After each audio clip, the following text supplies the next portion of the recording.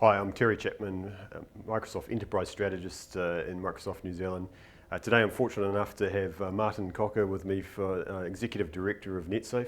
Welcome Martin, thanks for coming along. Yeah, thanks for having me. Can you tell me a little bit about your role and the remit of Netsafe and what Netsafe does? Yeah, for sure. Netsafe is a not-for-profit that was formed to help New Zealand deal with cyber challenges, basically. So, everything from cyberbullying right through to cyber security and cybercrime challenges.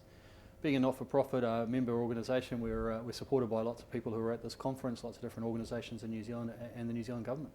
Okay. And what are some of the key challenges which Netsafe is seeing in New Zealand in particular for cyber security? Yeah, I think a lot of people who are watching this would know what those challenges are because they see them in the media all the time. You see, people falling for big scams and sending their money off overseas. You see cyberbullying, especially within schools, as a particular problem, but across the whole community, cyberbullying and harassment is an issue. And then there's sort of the lesser known or lesser seen issues, especially around computer security behaviours by New Zealanders not being up to scratch. So Netsafe has a role to try to improve the way people proactively manage all of those challenges and also to improve the way that the country responds when something goes wrong. Okay.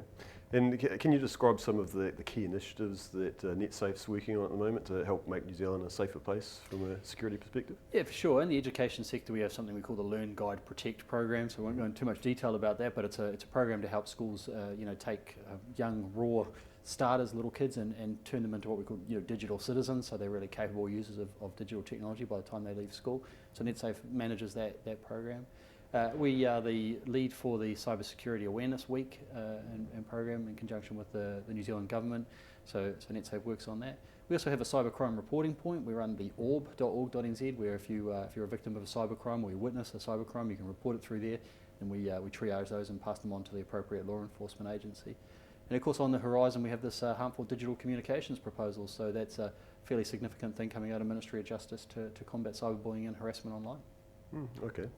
Thank you. And if you could give some advice to a couple of key points to our viewers of what they can do to get involved with cybersecurity in New Zealand. I mean, they've got kids at school. They're part of the community. What's some key takeaways that you can give for our viewers that can be helpful to them?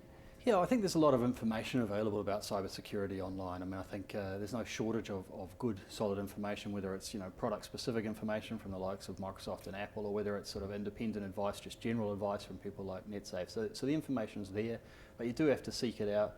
I think the thing that worries us the most is that people are very reliant on the IT community in terms of security and not taking it upon themselves to really understand their security equation. I mean, we all buy good locks for our house, but we also understand what it is that secures our house generally and make those decisions. With technology, we sort of leave too much to other people. So, I'd say to people, go out and seek that information. You don't have to be an expert in it, but you do have to sort of understand how it all kind of works and comes together. If you're in the industry and you're looking for initiatives to support around cybersecurity, Cybersecurity Awareness Week is something that organisations can get behind. Sure. And there are a number of sort of security groupings that people can join and make a contribution that way. Cool, excellent. Well, thank you very much for your time today, Martin. Really appreciate having you along. Thank you. Thanks. All good?